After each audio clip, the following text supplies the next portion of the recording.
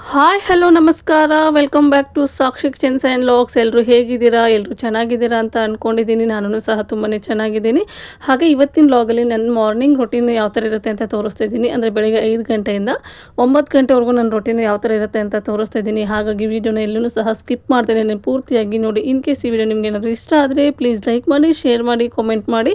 ಹಾಗೆ ಇನ್ನೂವರೆ ನನ್ನ ಚಾನಲ್ನ ಸಬ್ಸ್ಕ್ರೈಬ್ ಮಾಡ್ಕೊಳ್ಳಿ. ಪ್ಲೀಸ್ ಸಬ್ಸ್ಕ್ರೈಬ್ ಮಾಡ್ಕೊಳ್ಳಿ. ನಿಮ್ಮದೊಂದು ಸಬ್ಸ್ಕ್ರೈಬ್ ನನಗೆ ತುಂಬಾ ಇಂಪಾರ್ಟೆಂಟ್ ಆಗುತ್ತೆ.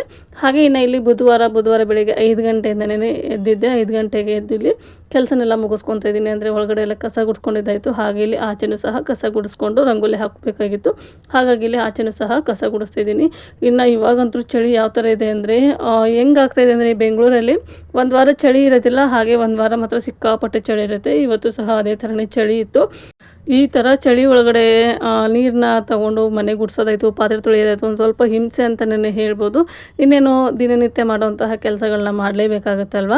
ಹಾಗಾಗಿ ನಾನು ಸಹ ಇಲ್ಲಿ ಕಸ ಗುಡಿಸಿ ಹಾಗೆ ನೀರನ್ನ ಹಾಕಿ ಬಾಗಿಲನ್ನ ತೊಳಿತಾ ಇದ್ದೀನಿ. ಅದಾದ ನಂತರ ಅರಶಿನ ಕುಂಕುಮನ ಹಚ್ಬಿಟ್ಟು ಹಾಗೆ ರಂಗೋಲಿನೂ ಸಹ ಹಾಕ್ತಾಯಿದ್ದೀನಿ. ಇನ್ನು ಇವತ್ತು ಮಕ್ಕಳಿಗೆ ಟೆಸ್ಟು ಸಹ ಶುರುವಾಗಿತ್ತು. ಹಾಗಾಗಿ ಅವರನ್ನು ಸಹ ಇವತ್ತು 5 ಗಂಟೆಗೆ ಎಬ್ಸಿದ್ದೀನಿ. ಈ ಚಳಿ ಒಳಗಡೆ ಎದ್ದೇಳೋಕ್ಕೆ ಒಂದು ಸ್ವಲ್ಪ ಅವರಿಗೂ ಹಿಂಸೆ ಆಗ್ತಾಯಿತ್ತು. ಇನ್ನೇನು ಮಾಡೋದು, ಟೆಸ್ಟ್ ಇರೋ ಟೈಮಲ್ಲಿ ಸ್ವಲ್ಪ ಬೇಗನೆ ಎಬ್ಸಿದ್ರೆ ಅವರು ಸಹ ಬೇಗನೆ ಓದ್ತಾರೆ. ಹಾಗೆ ಓದಿರೋದು ತಲೆಯಲ್ಲಿ ಉಳ್ಕೊಳ್ಳುತ್ತೆ ಅನ್ನೋ ಕಾರಣಕ್ಕೆ ನಾನೊಂಚೂರು ಬೇಗನೆ ಎಬ್ಸಿದ್ದೀನಿ. ಇನ್ನು ನಾರ್ಮಲ್ ಡೇಸಲ್ಲೆಲ್ಲ 6:30 7 ಗಂಟೆ ಈ ಥರ ಎದ್ದೇಳ್ತಾರೆ. ಈ ಥರ ಟೆಸ್ಟು ಎಕ್ಸಾಮ್ ಇದ್ದಾಗ ಒಂದು ಸ್ವಲ್ಪ ಬೇಗನೆ ಎಬ್ಸಿರ್ತೀನಿ. ಹಾಗೆ ಬೆಳಗ್ಗೆ ಟೈಮ್ ಹೆಂಗೆ ಹೋಗುತ್ತೆ ಅಂತಲೇ ಗೊತ್ತಾಗೋದಿಲ್ಲ. ಹಾಗಾಗಿ ಒಂಚೂರು ಬೇಗನೆ ಎಬ್ಸಿದ್ರೆ ಅವ್ರಿಗೂ ಸಹ ಓದೋದಕ್ಕೆ ಸರಿ ಹೋಗುತ್ತೆ ಅಂತ ಹೇಳಿ ಇನ್ನು ನಾನು ಒಂದು ಕಡೆ ನನ್ನ ಕೆಲಸನ ಮಾಡ್ಕೊತಾ ಇದ್ದೆ. ಹಾಗೆ ಮಕ್ಕಳು ಸಹ ಫ್ರೆಶ್ ಅಪ್ ಆಗಿ ಬಂದು ಅವರು ಸಹ ಓದ್ತಾ ಕೂತಿದ್ರು. ನಾವು ಓದೋವಂತಹ ಟೈಮಲ್ಲಿ ನನ್ನ ಕೆಲಸನ ಮುಗಿಸ್ಕೊಳ್ಳೋಣ ಅಂತ ಅಂದ್ಕೊಂಡೆ. ಅಂದರೆ ಏನಂದರೆ ಮಕ್ಕಳು ನಾವು ಮುಂದೆಗಡೆ ಇರೋವಂತಹ ಟೈಮಲ್ಲಿ ಮಾತ್ರ ಓದ್ತಾರೆ. ನಾವಿಲ್ಲ ಅಂದರೆ ಅವ್ರ ಪಾಡಿಗೆ ಅವರು ಏನೋ ಒಂದು ಮಾಡ್ತಾ ಕೂತಿರ್ತಾರೆ ಅಲ್ವ. ನನಗೆ ಅದೊಂದು ಭಯ ಇರುತ್ತೆ. ಬೆಳಗ್ಗೆ ಎದ್ದು ಎಬ್ಸಿರ್ತೀನಲ್ವ, ಅದನ್ನು ಅವರು ಯೂಸ್ ಮಾಡ್ಕೋಬೇಕು. ನಾನಿಲ್ಲಿ ಹೊರಗಡೆ ನನ್ನ ಕೆಲಸ ಮಾಡ್ತಾಯಿದ್ರೆ ಅವ್ರದ್ದೇನೋ ಒಂದು ಮಾಡ್ಕೊಂಡು ಕೂತಿರ್ತಾರೆ. ಆವಾಗ ಒಂದು ಸ್ವಲ್ಪ ಕೋಪ ಬಂದುಬಿಟ್ಟಿರುತ್ತೆ. ಹಾಗಾಗಿ ನಾನು ಸಹ ನನ್ನ ಕೆಲಸ ಏನಿತ್ತಲ್ವ ಅದನ್ನ ಬೇಗ ಮುಗಿಸ್ಕೊಂಡು ಒಳಗಡೆ ಹೋದೆ. ಇನ್ನು ಹಾಗೆ ಅವ್ರು ಹೇಗಿದ್ರು ಒಂದು ಸ್ವಲ್ಪ ಓದ್ತಾ ಇದ್ದರು. ಅವ್ರು ಓದೋವಂತಹ ಟೈಮಲ್ಲಿ ಏನಾದರೂ ಒಂದು ರೆಸಿಪಿನ ಶೂಟ್ ಮಾಡ್ಕೊಳ್ಳೋಣ ಅಂತೇಳಿ ಇವತ್ತು ಬೆಳಗ್ಗೆನೇ ರೆಸಿಪಿನೂ ಸಹ ಶೂಟ್ ಮಾಡ್ಕೊಂಡಿದ್ದೀನಿ. ನಾನಿವತ್ತು ಮಾಡ್ತಿರೋವಂತಹ ರೆಸಿಪಿ ಏನಂದರೆ, ನಮ್ಮ ಕಡೆ ನಾವು ಇದನ್ನು ಚಳ್ಳಂಬರಿ ಕಾಯಿ ಅಂತ ಕರಿತೀವಿ, ಇಲ್ಲೆಲ್ಲ ಚಪ್ಪರದವರೆಕಾಯಿ ಅಂತ ಕರೀತಾರೆ. ಅದರದ್ದು ಪಲ್ಯನ ನಾವು ಯಾವ ಥರ ಮಾಡ್ತೀವಿ ಅಂತ ನಿಮ್ಮ ಜೊತೆಗೆ ಶೇರ್ ಮಾಡ್ತಾಯಿದ್ದೀನಿ ನೋಡಿ.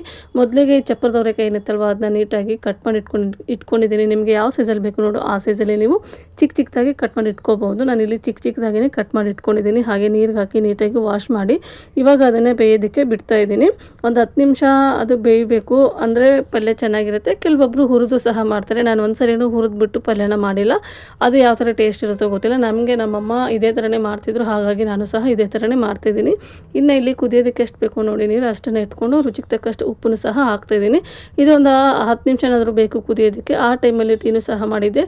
ನಾನು ಸಹ ಫ್ರೆಶ್ ಅಪ್ ಆಗಿ ಬಂದು ಟೀನ ಕುಡಿದಾಯಿತು. ಆ ಟೀ ಕುಡಿಯೋಷ್ಟರಲ್ಲಿ ನಾನೇನು ಚಪ್ಪರದವರೆಕಾಯಿನ ಬೇಯೋದಕ್ಕೆ ಇಕ್ಕಿದ್ದೀನಿ ನೋಡಿ, ಅದು ಸಹ ಇಲ್ಲಿ ಬೆಂದ್ಕೊಂಡಿತ್ತು. ನೀವು ನೋಡ್ತಾ ಇರ್ಬೋದು, ಸ್ಮ್ಯಾಶ್ ಮಾಡಿದರೆ ಅದು ನೀಟಾಗಿ ಸ್ಮ್ಯಾಶ್ ಆಗಬೇಕು. ಆ ಥರ ನಾವಿಲ್ಲಿ ಕುದಿಸ್ಕೋಬೇಕಾಗತ್ತೆ. ಇನ್ನು ಇದು ರೆಡಿಯಾಗಿತ್ತು. ಇದನ್ನು ನೀಟಾಗಿ ಸೋಸ್ಕೋತೀನಿ. ಹಾಗೆ ಅದೊಂದು ಸ್ವಲ್ಪ ತಣ್ಣಗಾಗೋಷ್ಟರಲ್ಲಿ ಪಲ್ಯಗೆ ಈರುಳ್ಳಿ ಹಾಗೆ ಟೊಮೆಟೊ ಎಲ್ಲ ಬೇಕಾಗಿತ್ತು. ಅದನ್ನು ಸಹ ಇಲ್ಲಿ ನೀಟಾಗಿ ಕಟ್ ಮಾಡಿ ಇಟ್ಕೊತಾ ಇದ್ದೀನಿ. ನಾನಿಲ್ಲಿ ಒಳಗಡೆ ಅಡುಗೆ ಮಾಡ್ತಿರುವಾಗ ನನ್ನ ಗಮನ ಪೂರ್ತಿ ಮಕ್ಕಳ ಮೇಲೇ ಇತ್ತು.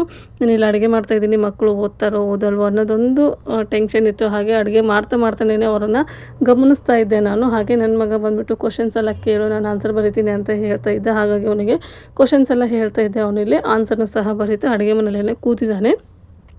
ಇನ್ನು ಹಾಗೆ ಇಲ್ಲಿ ಈರುಳ್ಳಿ ಹಾಗೆ ಟೊಮೆಟೊನು ಸಹ ಕಟ್ ಮಾಡ್ಕೊಂಡಿದ್ದಾಯಿತು. ಇದಕ್ಕೆ ಜಾಸ್ತಿ ತರಕಾರಿ ಬೇಕು ಅಂತ ಏನಿಲ್ಲ. ಈರುಳ್ಳಿ ಟೊಮೆಟೊ ಒಂದಿದ್ರೆ ಸಾಕಾಗುತ್ತೆ. ಹಾಗೆ ಚಪ್ಪರದವರೆಕಾಯಿ ಒಂದಿದ್ರೆ ಸಾಕಾಗುತ್ತೆ. ಕೆಲವೊಬ್ರು ಏನು ಮಾಡ್ತಾರೆ ಅಂದರೆ ಈ ಪಲ್ಯಕ್ಕೆ ಮಸಾಲಾನ ರುಬ್ಬಿನೂ ಸಹ ಮಾಡ್ತಾರೆ. ನಮ್ಮ ಮನೆಯಲ್ಲ ನಿಮಗೆ ಯಾವಾಗಲೂ ಹೇಳ್ತಾ ಇರ್ತೀನಿ, ಮಸಾಲ ರುಬ್ಬಿದರೆ ಅಷ್ಟಾಗಿ ಇಷ್ಟಪಡೋದಿಲ್ಲ ಅಂತ ಹೇಳ್ಬಿಟ್ಟು.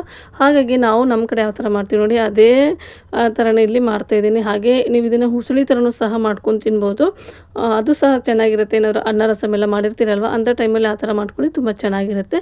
ಇನ್ನು ಇಲ್ಲಿ ಕಟ್ ಮಾಡ್ಕೊಂಡಿದ್ದಾಯಿತು. ಹಾಗೆ ಇವಾಗ ಒಗ್ಗರಣೆಗೆ ಅದೇ ಪಾತ್ರೆ ಇಟ್ಕೊಂಡಿದ್ದೀನಿ. ಪಾತ್ರೆಗೆ ಎಣ್ಣೆನ ಸೇರಿಸ್ಕೊತಿದ್ದೀನಿ. ಎಣ್ಣೆನ ಜಾಸ್ತಿ ಹಾಕೊಳ್ಳೋಂತಹ ಅಗತ್ಯತೆ ಇರಲ್ಲ.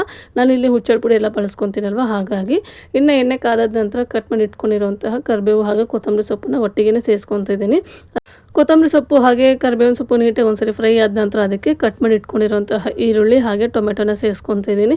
ಇದನ್ನು ಅಷ್ಟೇ ಒಂದೆರಡು ನಿಮಿಷ ಏನಾದರೂ ನಾವಿಲ್ಲಿ ಫ್ರೈ ಮಾಡ್ಕೋಬೇಕಾಗುತ್ತೆ. ಈರುಳ್ಳಿ ಹಾಗೆ ಟೊಮೆಟೊನ ಒಂದೆರಡು ನಿಮಿಷ ಇದು ನೀಟಾಗಿ ಫ್ರೈ ಆದ ನಂತರ ನಾವೇನಿಲ್ಲಿ ಕುದಿಸಿಟ್ಕೊಂಡಿದ್ವಿ ನೋಡಿ ಚಪ್ಪರದ ಅವರೆಕಾಯಿ, ಅದನ್ನು ಸೇರಿಸ್ಕೊತಾ ಇದ್ದೀನಿ.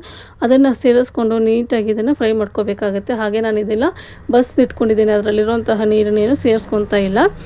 ಹಾಗಾಗಿ ಇನ್ನು ಚಪ್ಪರದ ಅವರೆಕಾಯನ್ನು ಸಹ ಸೇರಿಸ್ಕೊಂಡು ಒಂದೆರಡರಿಂದ 3 ನಿಮಿಷ ಇದನ್ನು ನೀಟಾಗಿ ಫ್ರೈ ಮಾಡ್ಕೊಳ್ಳಿ.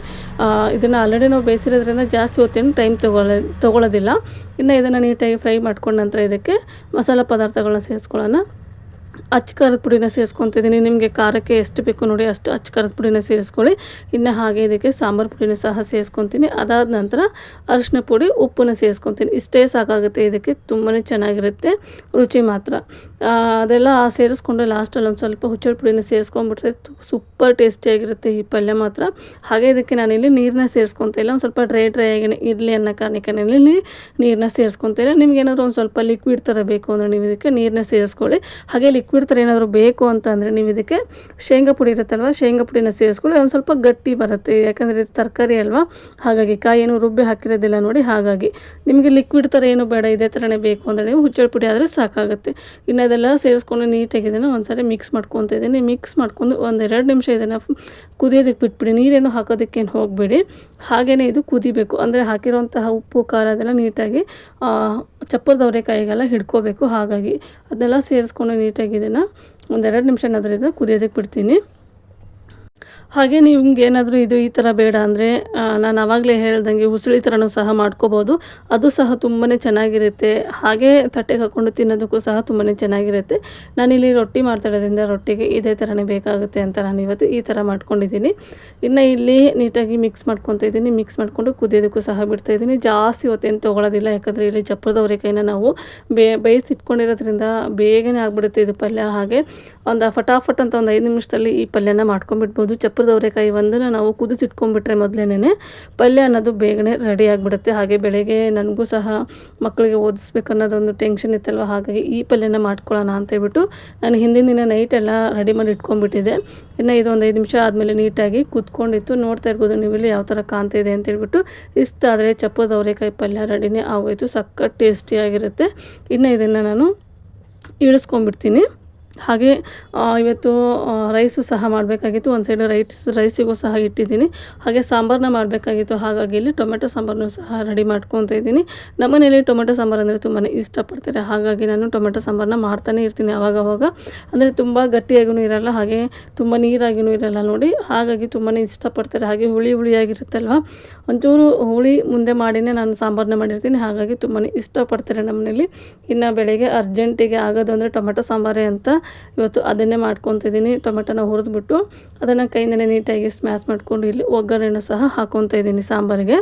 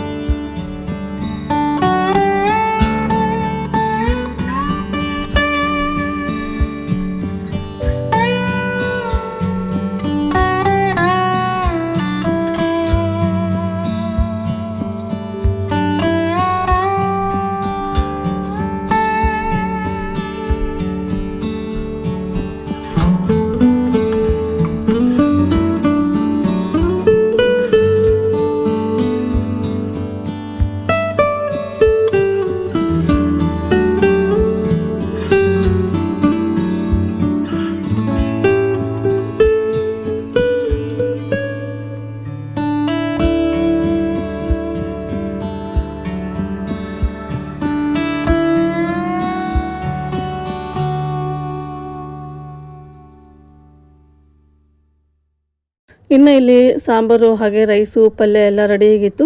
ನನ್ನ ಮಗ ಮೊನ್ನೆಯಿಂದ ನೆನೆ ನಮ್ಮ ಕಡೆ ನಾವು ನುಚ್ಚು ಅಂತ ಮಾಡ್ತೀವಿ, ಅದನ್ನು ಮಾಡಮ್ಮ ಅಂತ ಕೇಳ್ತಾ ಇದ್ದ. ಹಾಗಾಗಿ ಮೊನ್ನೆ ನಾನು ಜೋಳನ ಬಿಸ್ಕೊಂಬರಕ್ಕೆ ಹೋದಾಗ ಜೋಳದ ನುಚ್ಚನ್ನ ಹಾಕಿಸ್ಕೊಂಬಂದಿದ್ದೆ. ಅದರಿಂದ ಇಲ್ಲಿ ನುಚ್ಚನ್ನ ಮಾಡ್ತಾಯಿದ್ದೀನಿ. ತುಂಬ ಚೆನ್ನಾಗಿರುತ್ತೆ. ಯಾರೆಲ್ಲ ಈ ಥರ ನುಚ್ಚನ್ನ ಟೇಸ್ಟ್ ಮಾಡಿದ್ದೀರಾ ಅಂತ ನನಗೆ ಕಾಮೆಂಟ್ ಸೆಕ್ಷನಲ್ಲಿ ಕಾಮೆಂಟ್ ಮಾಡಿ ತಿಳಿಸಿ. ಇದ್ರ ಜೊತೆಗೆ ಮಜ್ಜಿಗೆನೂ ಸಹ ನೀವು ಹಾಕ್ಕೊಂಡು ಊಟ ಮಾಡ್ಬೋದು. ಈ ಥರ ಟೊಮೆಟೊ ಸಾಂಬಾರು ಇರುತ್ತಲ್ವ, ಟೊಮೆಟೊ ಸಾಂಬಾರನ್ನ ಸಹ ಹಾಕ್ಕೊಂಡು ಊಟ ಮಾಡ್ಬೋದು. ನಮ್ಮೂರಲ್ಲೆಲ್ಲ ಯಾವ ಥರ ಮಾಡ್ತಿದ್ರು ಅಂದರೆ ಬೇಸಿಗೆ ಬಂದರೆ ಸಾಕು ನುಚ್ಚನ್ನ ಮಾಡಿಟ್ಬಿಡೋರು. ಅದ್ರ ಜೊತೆಗೆ ಹುಣಸೆಹಣ್ಣಿನ ಸಾಂಬಾರು ಬರುತ್ತೆ ನೋಡಿ, ಅದನ್ನು ಅಥವಾ ಮಜ್ಜಿಗೆನ ಹಾಕೊಂಡು ತಿನ್ನೋರು. ಸಖತ್ ಟೇಸ್ಟಿಯಾಗಿರುತ್ತೆ ಗೊತ್ತಾ ಹುಣಸೆಹಣ್ಣಿನ ಸಾಂಬಾರು ಜೊತೆಗೆ. ಹಾಗೆ ಮಜ್ಜಿಗೆ ಜೊತೆಗೆ ಮಾತ್ರ ಬೇಸಿಗೆಯಲ್ಲಿ ಹೋಗಿ ನೀವು ಉತ್ತರ ಕರ್ನಾಟಕದ ಕಡೆ ಎಲ್ಲರ ಮನೆಯಲ್ಲೂ ಈ ನುಚ್ಚು ಮಜ್ಜಿಗೆ ಇದ್ದೇ ಇರುತ್ತೆ. ನನಗೂ ತುಂಬಾ ಇಷ್ಟ. ನಾನು ಚಿಕ್ಕವಳಿರುವಾಗ ತುಂಬಾ ತಿಂತಾಯಿದ್ದೆ. ಆದರೆ ಈ ನಡುವೆ ಅಷ್ಟಾಗಿ ಇಷ್ಟನೇ ಆಗ್ತಾಯಿರಲಿಲ್ಲ. ನನ್ನ ಮಗನಿಗೆ ಇಷ್ಟ ಅಂತ ಹೇಳ್ಬಿಟ್ಟು ನಾನಿವತ್ತು ಅದನ್ನು ಮಾಡಿದೆ. ಹಾಗೆ ನೈಟ್ ಮಾಡಿರುವಂತಹ ಬಿಸಿಬೇಳೆ ಬಾತಿ ಒಂದು ಸ್ವಲ್ಪ ಇತ್ತು, ಅದನ್ನು ಇಲ್ಲಿ ಒಂದು ಸೈಡು ಕುದಿಸೋಕ್ಕಿಟ್ಟಿದ್ದೀನಿ. ಹಾಗೆ ಇನ್ನು ಎಲ್ಲ ಅಡುಗೆನೂ ಸಹ ಆಗಿತ್ತು. ರೊಟ್ಟಿ ಒಂದು ಮಾಡಬೇಕಾಗಿತ್ತು. ಹಾಗಾಗಿ ಇನ್ನು ಅದನ್ನು ಮಾಡಿಬಿಟ್ಟು ಹೋಗ್ಬಿಡೋಣ ಅಂತೇಳಿ ರೊಟ್ಟಿನೂ ಸಹ ಅಲ್ಲಿ ಮುಗಿಸ್ಕೊತಾ ಇದ್ದೀನಿ. ನಮ್ಮ ಮನೇಲಿ ನೀವು ಏನೇ ಹೇಳಿ ವಾರವಿಡೀ ರೊಟ್ಟಿ ಕೊಟ್ಟರು ಸಹ ಬೇಜಾರಂತ ಅನ್ಸೋದೆಲ್ಲ ತಿಂತಾನೆ ಇರ್ತಾರೆ. ಹಾಗಾಗಿ ನನಗೆ ರೊಟ್ಟಿ ಅಷ್ಟು ಸುಲಭದಾಗಿರೋಂತಹ ಅಡುಗೆ ಯಾವುದು ಅಂತಲೇ ಗೊತ್ತಾಗೋದಿಲ್ಲ. ಬೇಗನೆ ಆಗಿಬಿಡುತ್ತೆ ರೊಟ್ಟಿ. ಹಾಗಾಗಿ ಇನ್ನು ಅದೆಲ್ಲ ಮುಗಿಸ್ಕೊಂಡು ನಾನು ಮತ್ತೆ ಇಲ್ಲಿ ಮಧ್ಯಾಹ್ನ ನಾನು ಊಟಕ್ಕೆ ಬಡಿಸ್ಕೊಳ್ಳುವಾಗ ಇಲ್ಲಿ ವೀಡಿಯೋನ ಮತ್ತೆ ಮಾಡಿದ್ದೀನಿ. ನೋಡ್ತಾ ಇರ್ಬೋದು ಇವತ್ತಿನ ಅಡುಗೆ ಏನೆಲ್ಲ ಇತ್ತು ನಮ್ಮ ಮನೇಲಿ ಅಂತ. ಬೆಳಗ್ಗೆ ಮಾಡಿರುವಂತಹ ನುಚ್ಚು ಹಾಗೆ ಪಲ್ಯ, ಅದ್ರ ಜೊತೆಗೆ ಒಂದು ಸ್ವಲ್ಪ ಬಿಸಿಬೇಳೆಬಾತು, ಸಾಂಬಾರು, ಮಜ್ಜಿಗೆ, ರೈಸು, ಸ್ವಲ್ಪ ಸಲಾಡು, ಈ ಥರ ಇತ್ತು ಇವತ್ತಿನ ಊಟ ನಮ್ಮ ಮನೇಲಿ. ನಾನು ಸಹ ಎಲ್ಲ ಮನೆ ಕೆಲಸನ ಮುಗಿಸ್ಕೊಂಡು ನೆಮ್ಮದಿಯಿಂದ ಊಟ ಮಾಡಿದೆ. ಯಾಕಂದರೆ ಬೆಳಗ್ಗೆ ಬೇಗನೆ ಎದ್ದಿರ್ತೀನಿ ನೋಡಿ, ಎಲ್ಲ ಕೆಲಸನೂ ಗಡಿಬಿಡಿ ಅಂತ ಆಗಿರುತ್ತೆ. ಹಾಗೆ ನನಗೆ ಬೆಳಗ್ಗೆ ಬ್ರೇಕ್ಫಾಸ್ಟ್ ತಿಂದುಬಿಟ್ಟು ಕೆಲಸ ಮಾಡೋದಕ್ಕಂತೂ ಆಗೋದಿಲ್ಲ. ಹಾಗಾಗಿ ಎಲ್ಲ ಕೆಲಸನ ಮುಗಿಸ್ಕೊಂಡು ನೀಟಾಗಿ ಮನೆಯನ್ನೆಲ್ಲ ಒರೆಸ್ಕೊಂಡು ಗುಡಿಸ್ಕೊಂಡು ಪಾತ್ರೆ ಎಲ್ಲ ತೊಳೆದ್ಬಿಟ್ಟು ಅದಾದ ನಂತರ ನಾನಿಲ್ಲಿ ಊಟಕ್ಕೆ ಬಡಿಸ್ಕೊತೀನಿ. ಹಾಗೆ ಒಂದ್ಸಲ ನೀವು ಮನೇನ ನೋಡಿ ಅಡುಗೆ ಮನೆಯೆಲ್ಲ ಯಾವ ಥರ ಕ್ಲೀನಾಗಿ ಇಟ್ಕೊಂಡಿದ್ದೀನಿ ಅಂತ ಹೇಳ್ಬಿಟ್ಟು. ನನಗೆ ಈ ಥರ ಕ್ಲೀನಾಗಿದ್ರೇ ಒಂಥರ ಏನೋ ಮನಸ್ಸಿಗೆ ನೆಮ್ಮದಿ ಅಂತಲೇ ಹೇಳ್ಬೋದು. ಪಾತ್ರೆನೆಲ್ಲ ತೊಳೆದು ಸಹ ಇಲ್ಲಿ ಇಟ್ಕೊಂಡಿದ್ದೀನಿ. ಇನ್ನು ನಾನು ಸಹ ಊಟನ ಮುಗಿಸ್ಕೊತೀನಿ. ಇವತ್ತಿನ ಊಟ ಮಾತ್ರ ತುಂಬಾ ಚೆನ್ನಾಗಿತ್ತು. ಹಾಗೆ ಯಾರಿಗೆಲ್ಲ ಮಜ್ಜಿಗೆ ನುಚ್ಚು ಅಂದರೆ ತುಂಬ ಇಷ್ಟ ಅಂತ ನನಗೆ ಕಮೆಂಟ್ ಸೆಕ್ಷನಲ್ಲಿ ಕಾಮೆಂಟ್ ಮಾಡಿ ತಿಳಿಸಿ. ಇನ್ನು ಇದಾಗಿತ್ತು ನನ್ನ ಮಾರ್ನಿಂಗ್ ರೊಟೀನು. ಯಾವ ಥರ ಇತ್ತು ಅಂತ ನನಗೆ ಕಾಮೆಂಟ್ ಸೆಕ್ಷನಲ್ಲಿ ಕಾಮೆಂಟ್ ಮಾಡಿ ತಿಳಿಸಿ. ಮತ್ತೆ ಸಿಗ್ತೀನಿ ಇನ್ನೊಂದು ವಿಡಿಯೋದಲ್ಲಿ. Thank you. ಬಾಯ್.